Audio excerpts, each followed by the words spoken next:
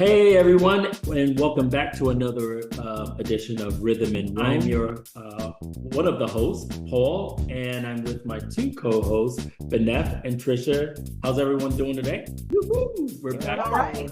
Yeah, we're back for another great episode today. And of course, as you guys already know, our podcast is all about where we discuss our travel adventures and explore cultural differences and similarities, misconceptions, and all that crazy stuff in between kind of thing. So, guys, today we have another great discussion topic that we're going to, dive into a bit more.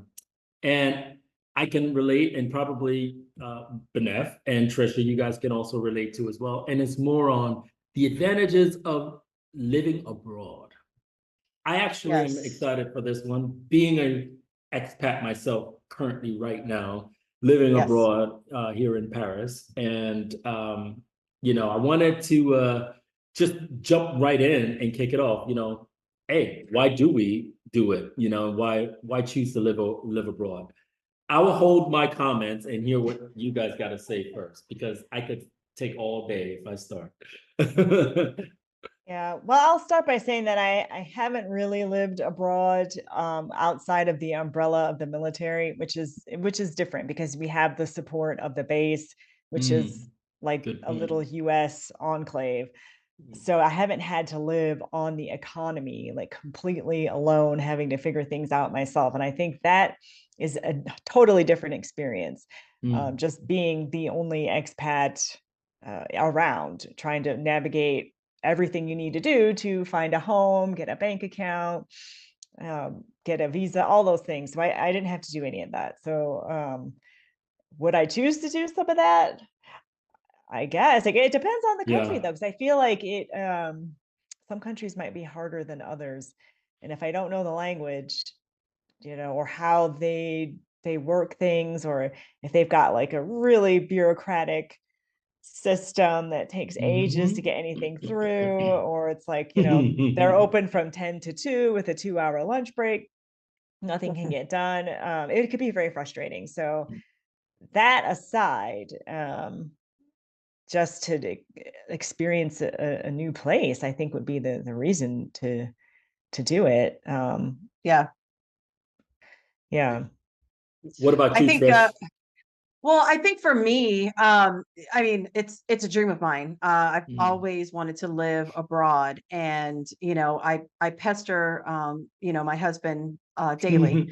Yeah, you've been telling me about this stuff a lot, so you're really excited about doing this. Yeah, I've spoken to you. You and I have spoken in length about this transition and making this happen, and I've done a lot of research myself, and I know that there's still a lot of research to be done. I'm a planner by nature. So, I know that a lot of these things are not done, at least for me, would not be done lightly. I would have to, continue to do my research, but I hope to do it within the next year or two. That would be ultimate for me. Really? That soon? Yeah. That soon. That's pretty good. And it's because, for the very reason you've been doing your research, obviously. Well, I have, and the fact that we're in a position to be able to do that because our children are grown. We're empty nesters, so it makes it easier. Yeah. It makes things easier. I will agree. Yeah, it definitely does. So and I think it's because we are the age that we are. We're I say we in our prime. We have a first of all, the attitude, right? The ability to want to do that. The finances, meaning that, could we always have more money? Of course we could, but the whole purpose is to keep it, right? So we're trying to look for places to move to, that we would be able to stretch that number. Because the United States just isn't it anymore. So, or ever was for that matter. I don't know. Right. So so that's kind of the big push for us. But yes, that's the draw. Okay. I know for my husband and I. Okay, no. But it's interesting just hearing yours, Trecia, and Benef's point on it is two different ones, as well as when I say mine is also different. So that's great because that's another reason why with this podcast having different, Benef, you're worried more about the frustration. You, Trecia, you did your research. You're gonna want to do it, and let's do this. Let's gameplay this right now, kind of thing, in the next 2 years. Whereas I want to say I feel like I have a little bit of Trecia, and I have a little bit of you, Benef, because obviously I started my travel and living abroad when we were working together in the government. So my experience was under that umbrella, like you said. Mm-hmm. And then once that umbrella, we left that umbrella and got to civilian world, so to speak. It was a little bit interesting for me. I knew I wanted to go back, but I felt like I needed an umbrella to do it. And the umbrella that I did it with was, instead of with the government, this time was with corporate. Yeah. And and then of course, don't forget, we had COVID during around the time that I decided to just go ahead and do it. And I knew it was going to be a different experience than what, Benef, you and I have experienced, where all we do is show up and they tell us where to go and our bags are magically there, right? And stuff like this. And then we just figure out. I mean, that's they exactly do what it is. Yeah, Military they do a lot for us. A lot, they do. Exactly. And so, having a base in most places. Yeah, absolutely. Absolutely. Yeah, that's a huge safety net. Yes. It is. But when we talk about, so I lost that safety net. So now the interesting part was, even though I did it on the umbrella of corporate America, even though they did assist, it was not like they held my hand. No. It was like, okay, we're going to give you this, but you're going to have to figure shit out on your own. Okay, we're going to give you this to make sure that they can help you fill out the paperwork, but you're going to have to go to the immigration building yourself.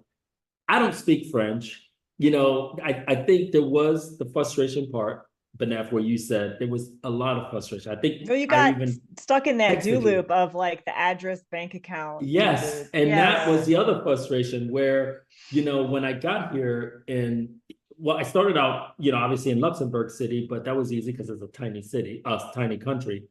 But then I went to Paris and it was just like the rules and regulations you had, other than, I'm telling you the bad negative parts first, but I promise you it gets better. Where they kept telling me, okay, in order to rent a house, you need a bank account. This is like day 2 that I'm here. And then I'm like, okay, I go to the bank. I go get a bank account. Or excuse me, I go try to get a bank account. Then the bank person says, oh no, wait, you need an address before you can get a bank account. I was like, well, how am I supposed to do both of these? If you're telling me these are the laws, how is an expat supposed to work this? Clearly the laws are not talking to each other. And I'm just frustrated as hell until we had to figure something out. And then obviously we figured out an answer that really isn't an answer, which I had my agency use her address, which is probably not right. Not ideal, but clearly it seems like they've done it before because they get stuck in that loop. And I think that's where I was with the frustration. I think, granted, I did take some French classes and all this other stuff. That's the exciting part, right? Is immersing yourself into the culture now. And never once. No, go ahead. No, go ahead. Well, because you mentioned COVID, and I want to bring that up because you interviewed Guillaume, my French I was just about instructor, to get to that. And so he said, and we can listen to him, but COVID was his opportunity to live abroad. I'm that type of person that I'm very spontaneous, and I just became like really spontaneous, where I'm just like, I'm not going to just do, I'll do the research, but I'll do a little bit of it, just enough to get me, where I needed to go, and that's it. And ever since I played my cards that way, I feel like it's worked out to my benefit. Same thing with Guillaume, who I interviewed, and great person. He's from Paris, but he ended up moving over abroad to South America, to several different places in South America, and a lot of interesting things he had to say. So my name is Guillaume, I'm from Paris. Okay. I lived in Paris for not all my life, but almost until 2017. Then I would tell you something that you don't know. I moved to Rouen. So I lived in Normandy for 4 years. Pretty cool. I finished my studies in Normandy. And so I worked in museum. I've been tennis teacher as well in Rouen. Then think one of the most important points was that changed my life was the COVID. Oh, Because the museum where I was working closed, yeah. so I couldn't keep on working, and I thought about a lot of things about what I wanted to do in my life, and it's at this moment that I really consider to move abroad, and South America was the main idea for me. Why did you pick South America as the place to move to, and where in South America did you end up? Okay, yes, it's funny. Well, I always been attracted by this continent because I like this culture. Women are very nice as well. That's the reason. That's one of the reasons, not the only one. And I was attracted, and I think it's also pretty different from France. Yeah. And I already knew a bit of Spanish, even if it was really not a lot. Right. And it was just the places that was attracting me the most. The music, the vibes of this continent seems very fun to me. And how was it like being an expat? Because that's basically what you were when you moved over there. So I was thinking about where to go first. I was thinking about Colombia, Chile, and Uruguay as well. And I think Uruguay was interesting because it's a unique country. It's the most European country in South America, probably. I did not know that. Yes, it's very calm, very safe as well. And for me, I never traveled to South America yet. I think it was the first country to choose, first place to go. So I moved to Uruguay, and I had no idea what I was going to do there. I just wanted to live there and see if things were going to happen or not. And this was after COVID, or? Okay, yes. So I moved to you.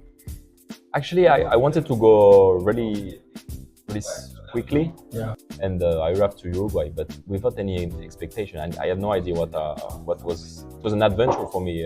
And you weren't working at the time? I had no job. I was without any job. I had a bit of economies. Yes. So I knew I could. Had a lot of money to do whatever. Yeah. So as you can hear from Guillaume, his point and stuff like that. So I thought it was pretty interesting too, as well. Yeah. What do you guys think? Yeah. Well, I thought it was pretty interesting, Paul. I mean, I see the similarities between Guillaume and yourself is that you both moved during COVID. Now, tell us a little bit about that experience, because I'm thinking during COVID, there are a lot of things that might have not been available or closed. So was it more difficult to move during COVID, or in your experience now that things are open, would have been easier for you now? Heck no. And I say it twice. Hell no. It was the worst experience ever doing it from just even being in New York, because they had to get me my temporary visa from New York in order for me to even fly. And that was screwed up. Not on America's side, but at the time I was moving to Luxembourg City, and it was the heart of it, which was 2020. And I just remember showing up at the airport, and they were like, "You can't fly. Your visa is incorrect because of COVID, whatever." Then I had to literally contact the agency that was helping me, and they had to end up going to the embassy and all this. It was just a nightmare. I would never want to do that again. And then each country has their own different rule. But wait, not the country that you're flying to, but any country that because I didn't have a nonstop flight. I had a flight to Frankfurt International. So you have to deal with like the worst airport ever. No. German efficiency does not exist in the Frankfurt airport. Let me tell you, you have to follow their rules of landing in Germany for COVID, which is totally different than Luxembourg. I had to deal with issues there where I was quarantined for no apparent reason. And so let's hope, excuse me. Let's hope from this experience then, because I mean, globally, we got a very good lesson on how our crisis management works on a whole. So let's hope that someone has some crisis management in place, because That's true. I mean, think about that. If you didn't have a nonstop flight, each country had their own own It's thing terrible. that rules you and have to do. regulations of where and how you could travel and how you could enter and like what timing of your COVID test and whatever those circumstances were. I mean, we're only just we only just realized how intricate that was. So how did anyone travel or go anywhere is beyond me. Yeah, it was obviously. I mean, we all. That was the thing. No one actually obviously traveled as much. But when I actually got into country, it didn't just stop. It was even worse because nothing was open. So the experience was not the best experience, obviously. But I knew, by me keep saying this too shall pass. It will get better and stuff like this. And it obviously ultimately got way better and stuff like that. But I still wouldn't change, the fact of living abroad. I think it's one of the most best experience I'm continuing to have. And there's so many advantages. I don't remember if it was you, Benef, or Trecia mentioned about cost and so on. The cost is way better. Yeah, so we do need to caveat that the cost is better for an American that's making a damn good salary, also getting a retirement. So you do have to put that caveat there. No, you do, because remember, and you spoke with Guillaume about this, they do not make as much. Exactly. If you're right, to an extent. It does make it more comfortable, obviously, when you have a retirement and you're having another job and stuff like this. A VP of a major corporation. Yes, it does. But I'm just saying, if you weren't all of that, you will be okay still because, for example, the average cost of living, even though Paris, for example, is expensive, but it's not as expensive as New York City cost of living. Average in New York City for someone to live in New York City, probably, let's say the average is probably anywhere between 150 to live comfortably, 150,000 to maybe higher. Whereas you can live literally comfortably here in Paris on $3,000 a month. Right, which they don't make. That's what he was trying to tell you. Yeah. Right. Yeah, for an American, comfortably. Yeah. So I mean, definitely. I mean, let's put that out there. Definitely, if you're coming from or you're with an American company, you have you have that job and you have that corporation and you have that money. Even if you're, you're using, that your income, the exchange is definitely a lot better on this side. But I don't want to scare people off and saying if you don't have that big pay that it's going to be daunting for you, because that's not true. With enough preparation, and I think with enough planning, yes, you could make that happen, and you could actually find gainful employment and be able to upkeep that, because we have to keep in mind that Europeans or Asians in general, they do not live the way that Americans do. Hell no, nobody lives like the Americans do. We're very materialistic to an excess. So, I mean, the European lifestyle is very minimalistic. So, yeah. The other thing, very work-life balance. Well, you had the support of a corporation. So Guillaume did not. He had no job. He was just like, I'm going, like completely solo, no support network, just plopped himself in Uruguay because that was the most European-like city. I mean, that's crazy. Yeah, I chose Uruguay because, as I told you, and you didn't know that, it was the most European countries of all. And I didn't know exactly what to expect in South America because I never been there before. Actually, I never traveled for a long time so far from France. I've just visited United States, but for short trips. Africa as well, and all the trips in Europe. But South America was totally new for me. So it was really a huge adventure, personally, and a huge challenge as well, because I didn't know how I will be able to manage my life there. Maybe I will come back really soon, really quickly in France, because everything was possible. And so yeah, it was a huge experience, a challenge for me. So Uruguay was the chillest country maybe to start my adventure. That's why I chose it. But culturally, you felt comfortable.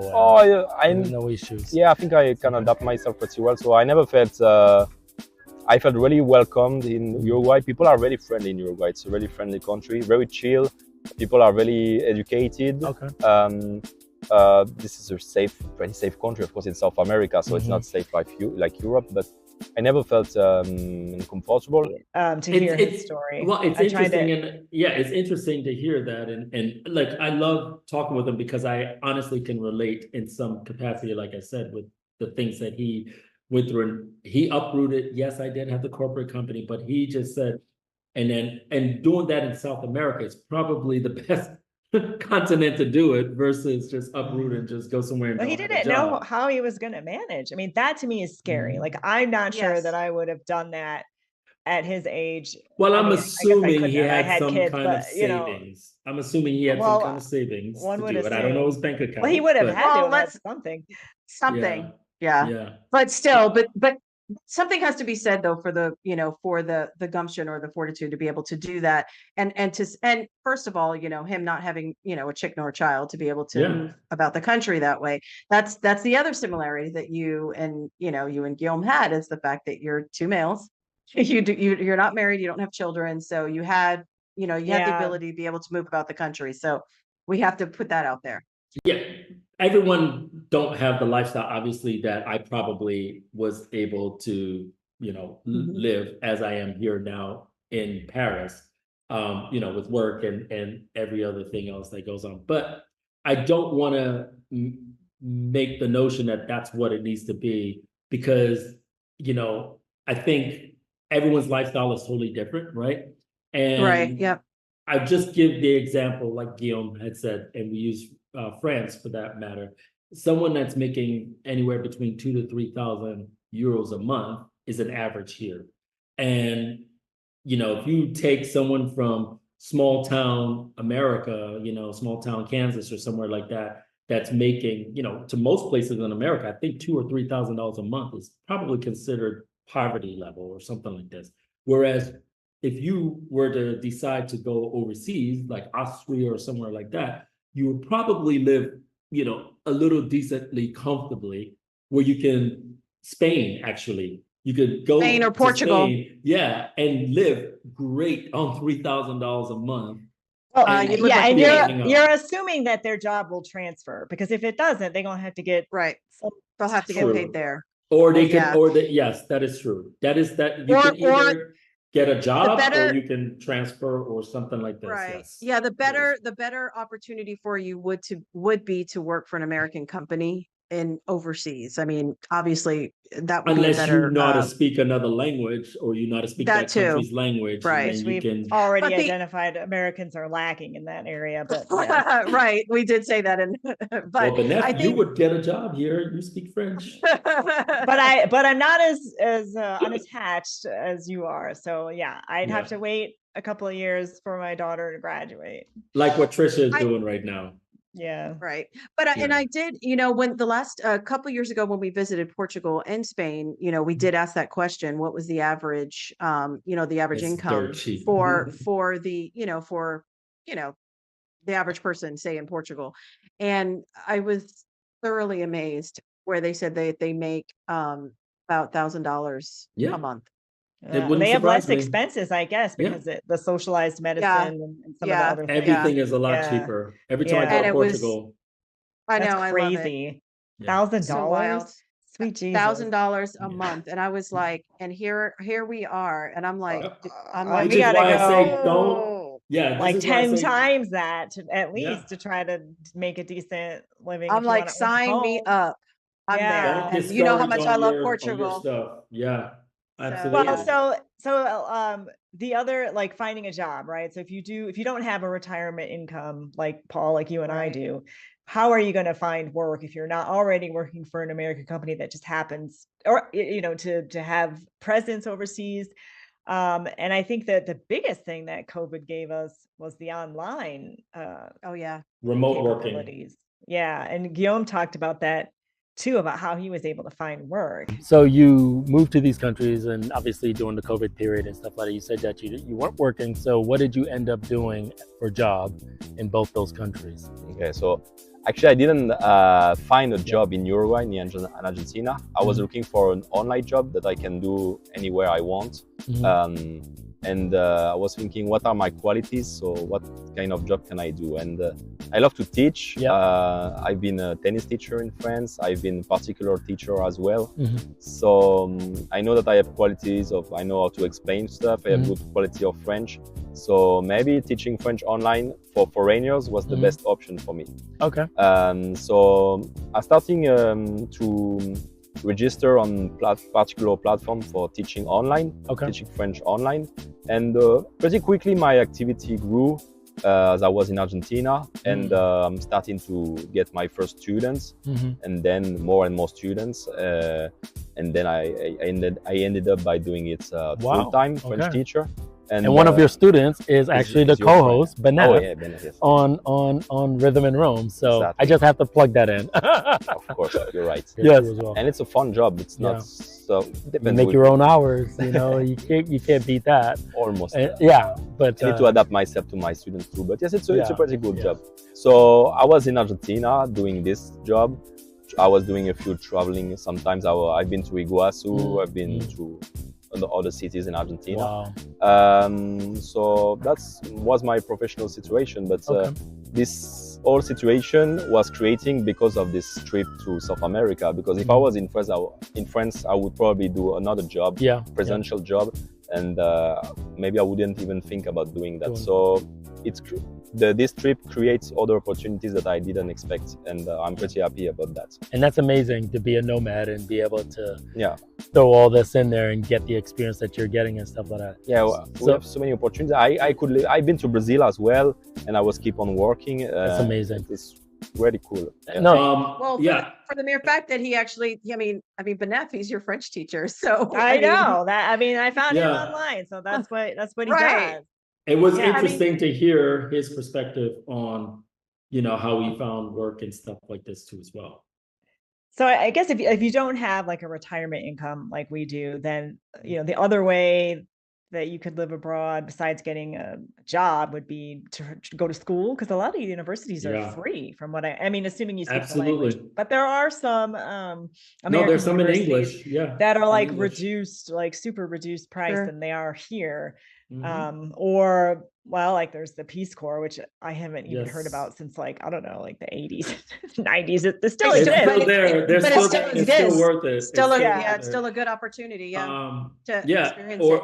Or this might sound funny, but people have been doing nanny, work and stuff like this too. Oh, right. Yes, so it's true. Well, that's the au pair program is how people from other countries come to the United States. I never thought about going the other way. And they have similar programs as well. But then there's also, believe it or not, if you go back into education again, I just wanted to mention some other streams there. I know for a fact through the university that I attend, they offer the opportunity through a scholars program where if you're wanting to learn a language, they want you to at least have some type of beginner or intermediate.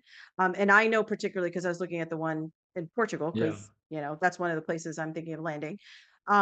They actually offer a program where if you can teach at the school as like a TA, as a teacher's assistant, if you will, at the university, and in turn you'll learn the language, but then you also speak English, like you teach English, so you'll teach English class or whatever. And it's cool. It's a 9-month program that you do that, and it actually goes towards your undergraduate or your master's program, so even while you're still attending school. So it's a really great way for you to be able to have that experience abroad, if you're still wanting a little safety net, if you will, right?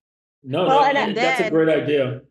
Yeah, and then there was another opportunity that I found. A friend of mine, she almost took advantage, but decided not to. Is if your gift is again through education, but working with where you have where they call it special needs here, or where they call it special education. So children that may have autism or behavior issues or whatever, they really don't have programs like that in Europe. And so Europe is still trying to develop those things. And since the US has all of those things in place where they have all these different plans and special, lessons plans and curriculums and different things, they really like teachers who are studying to be teachers, to work with to special needs or disabled, and bringing those programs over to Europe. So Wow. you actually have an opportunity to do there and actually teach yourself. So you could do your own student teaching. You can do all of that abroad, and then be able to learn within their schools. So it's actually a really neat. I mean, there's so many different. Well, I do want to say, I want to acknowledge for our listeners that we have been very Western centric on this episode. So yes, we have no good squat point about South America. Let's make that point. Asia, any of the Asias, Southwest, Southeast, East. Very true. Yeah. So that's that's a good knowledge gap that's a good that point. we have, or Africa. Shoot, man, anyone. Oh, Africa, big time. Yes. Yeah. If you've got knowledge, please comment or let us know. Well, there's a lot of programs with Africa. About that. We do know that. Okay. Yeah. So, there, like you said, Benef, there's a lot of opportunities to be afforded the opportunity to move abroad. Specifically, I know we've been, Western talking, moving to Europe kind of thing and stuff like that, because that's where majority of us have, more experience and stuff like that. But there's other ways we can do it, and we'll definitely try to post, those links to some of those areas in the different continent, but focus heavily on Europe because I'm living here. But I could tell you, just from my point of view and my expertise living abroad now as a normal person, not in the government or anything like that, I didn't feel scared doing it. I embraced it, and I think this is the way people needed to think about it, regardless of what your annual income may be. I love my experience. I mean, so far I'm not hating it, and I think a big reason now for me is because I feel like I'm not being in my face judged like I probably would be in America. What do I mean by that? I'm talking about race. I'm not saying that there's no hate here, but it's not like in my face every single day. And no one, and I believe, I asked the question to Guillaume, and asking, does it matter or anything like this? Like, and that's how I truly do feel sometimes. Like, people are not in your face, like, care about that. And it's beautiful that I see lots of diversity here and stuff like that too as well.